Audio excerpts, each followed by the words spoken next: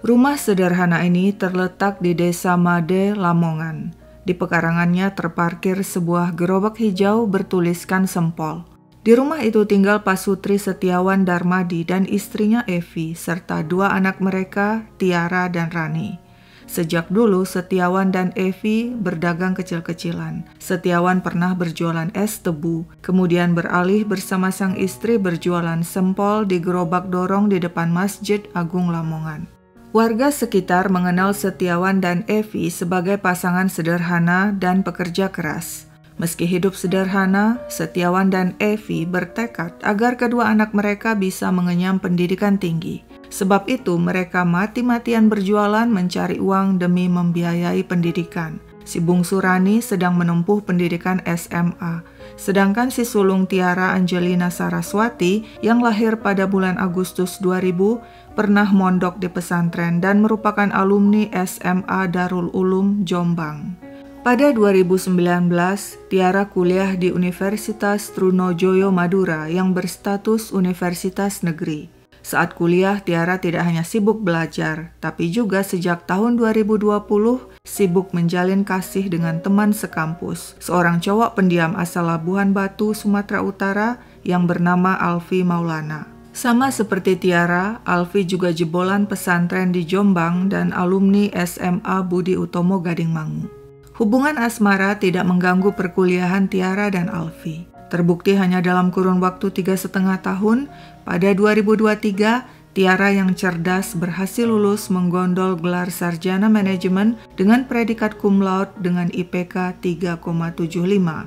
Tahun berikutnya 2024, Alfi juga lulus dengan gelar sarjana informatika. Hubungan Tiara dan Alfi serius. Tiara sudah pernah mengajak Alfi ke Lamongan bertemu orang tua. Untuk mencari peluang pekerjaan, Tiara dan Alfi kemudian pindah ke Surabaya. Sejak April 2025, mereka tinggal bersama di kos-kosan di kawasan Lidah Wetan, Lakar Santri. Kepada pemilik kos, Alfi berbohong dan mengatakan dirinya dan Tiara sudah nikah siri. Ketika pemilik kos meminta KTP, Alfi beralasan KTP-nya ada di kampung di Sumatera dan nanti akan dikirim. Namun janji itu tidak pernah terwujud.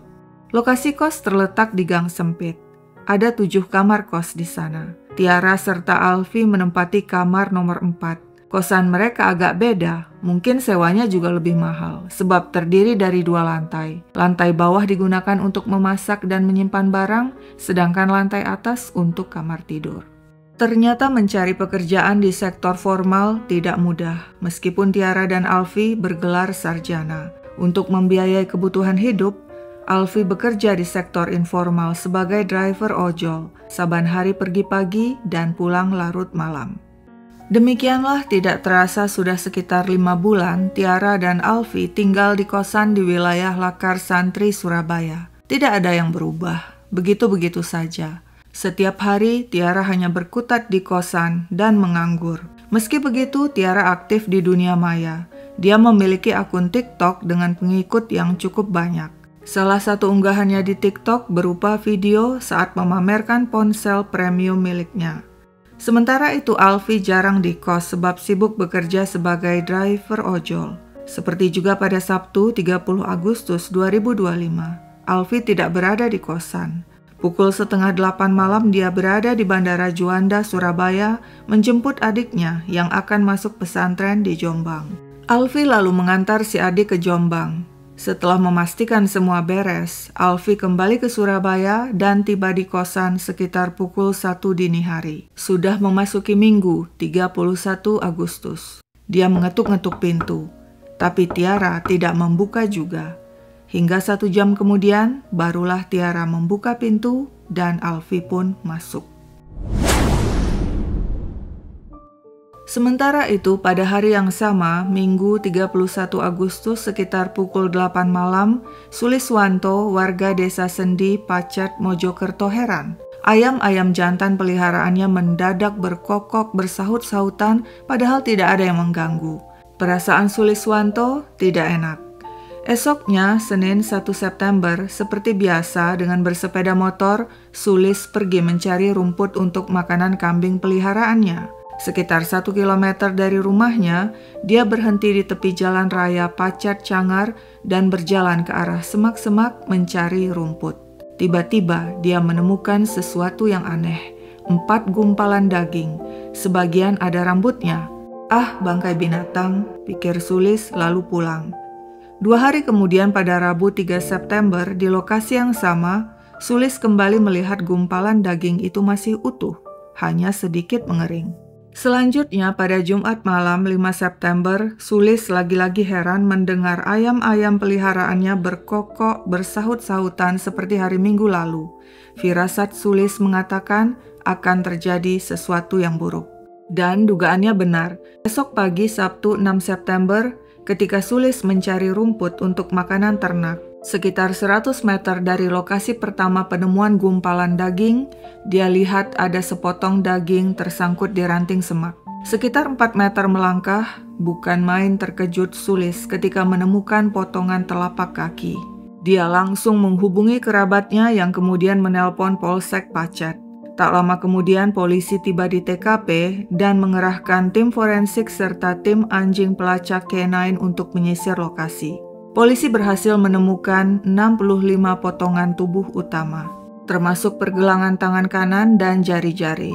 Lewat identifikasi sidik jari yang dibandingkan dengan data sidik jari IKTP, berhasil ditemukan identitas jasad yakni Tiara Angelina Saraswati, usia 25 tahun, asal Lamongan. Selanjutnya polisi berhasil menelusuri alamat terakhir Tiara yang kos di Lidah Wetan, Lakar Santri, Surabaya. Hasil investigasi menunjukkan selama ini Tiara tinggal di kosan bersama pacarnya Alfi Maulana yang berusia 24. Diduga orang terakhir yang bersama Tiara adalah Alfi.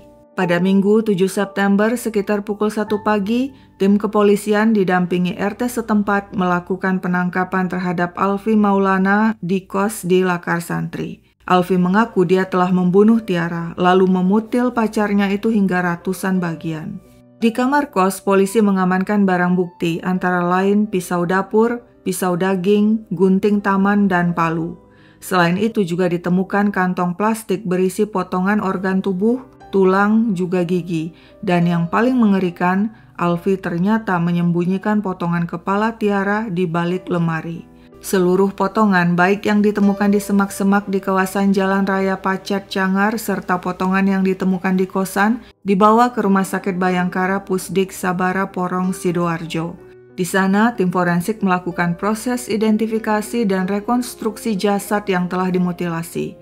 Total potongan mencapai 554 yang terdiri dari potongan daging, kulit, tulang, gigi, bola mata, dan saking banyaknya potongan itu sampai-sampai ada yang tak bisa dikenali dari bagian tubuh mana. Seluruh potongan kemudian dibungkus kain kafan sebelum dimasukkan ke dalam peti mati putih dan diserahkan kepada orang tua Tiara yang terguncang hebat mendengar kabar si sulung Tiara telah tewas dibunuh dan dimutilasi oleh Alfi, calon tunangannya. Jenazah Tiara dimakamkan di Desa Made, Lamongan.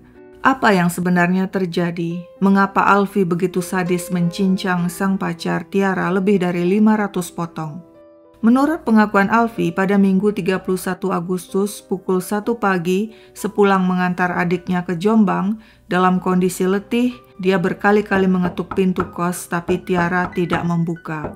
Hingga 1 jam Alfi menunggu di luar, barulah Tiara akhirnya membukakan pintu sambil menyemburkan sumpah serapah, lalu naik ke lantai 2. Alfi yang naik pitam mengambil pisau dapur dan langsung mengejar Tiara ke lantai 2. Dia serang pacarnya itu dan menusuk lehernya dengan pisau hingga tewas. Setelah itu Alfi melakukan aksi yang sangat mengerikan, memutil dan mencincang jasad Tiara hingga ratusan potong. Bergantian dia gunakan pisau dapur, pisau daging, gunting taman, dan palu. Semua dilakukannya dengan cepat dengan keahlian seorang tukang jagal karena dulunya dia memang pernah menjadi tukang jagal hewan jika ada hajatan. Potongan-potongan itu lalu dibungkusnya dengan beberapa kantong plastik. Kepala Tiara dia sembunyikan di balik lemari kamar kos. Potongan tulang dan gigi disimpan di dalam kantong plastik di kamar mandi di kos. Beberapa organ tubuh dia buang ke lubang WC. Lalu kemana dia akan membuang potongan-potongan lainnya? Alfi ingat kawasan Pacat, Mojokerto, tempat dirinya dan Tiara sering berwisata. Dia mengenal baik kawasan penuh semak, hutan, dan jurang di sepanjang jalur Pacat Cangar yang sepi dan jauh dari pemukiman penduduk. Kawasan itu sering dijadikan lokasi pembuangan jasad oleh pelaku kriminal. Dan demikianlah pukul 4 pagi, Alfi pergi dengan bersepeda motor membawa potongan-potongan yang dibungkus kantong plastik. Sekitar pukul 5.30 pagi, dia tiba di tujuan dan mulai membuang potongan tubuh secara menyebar di semak-semak dan jurang di sepanjang jalur Pacat Cangar. Dia membuangnya seperti membuang sampah. Sambil berjalan, dia lempar bagian tubuh satu persatu. Setelah itu Alfi kembali ke tempat kos dan selama seminggu beraktivitas seperti biasa dengan potongan-potongan lainnya berupa tulang-tulang dan gigi masih disimpan di kamar mandi dan kepala Tiara berada di balik lemari kamar kos. Menurut Alfi, saat melakukan aksinya, dia naik darah dan blank. Alfi mengatakan motifnya campur aduk antara marah, dendam, tekanan ekonomi, dan konflik emosional. Selama ini dirinya dan Tiara kerap cekcok. Menurut Alfi, Tiara temperamental, dominan, manja, sering marah karena hal-hal sepele, dan kerap berkata kasar ketika mereka bertengkar. Secara finansial, Alfi tertekan karena harus memenuhi kebutuhan dan gaya hidup Tiara yang disebutnya tinggi, misalnya dengan membelikan Tiara HP mahal, padahal pendapatannya sebagai driver ojol tidak seberapa. Cekcok sebenarnya sudah berlangsung lama, dan menurut Alfi, dia ingin menyudahi hubungan, tapi Tiara selalu menolak putus.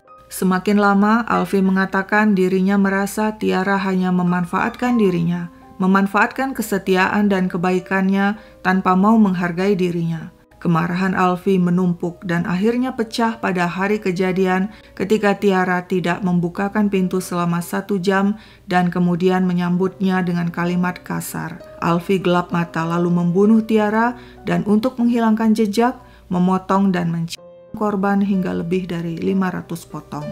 Saat pembunuhan terjadi, tidak seorang pun tetangga yang mendengar meski kamar kos saling berdekatan. Alfi dijerat pasal 340 KUHP tentang pembunuhan berencana dan atas kesadisannya terancam hukuman mati. Kini dirinya tengah menjalani proses hukum selanjutnya. Ketika mengetahui Alfi ditahan karena kasus pembunuhan dan mutilasi, pihak sekolahnya dulu SMA Budio Utomo Gading Mangu di Jombang terkejut.